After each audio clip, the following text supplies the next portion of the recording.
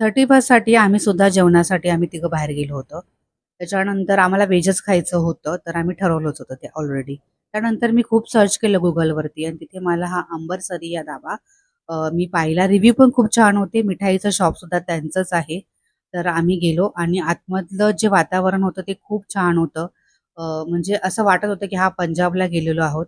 आपल्या समोर ते लाईव्ह रोटी, नान या सगळ्या गोष्टी ते लाईव्ह समोर गरम-गरम बनवत होते. तर ते सुद्धा एक छान वाटलं आणि आतमध्ये जे काय त्यांनी लाईक जे काही वातावरण होतं ते मला आवडलं पण म्हणजे असं वाटलं की घरगुती आहे.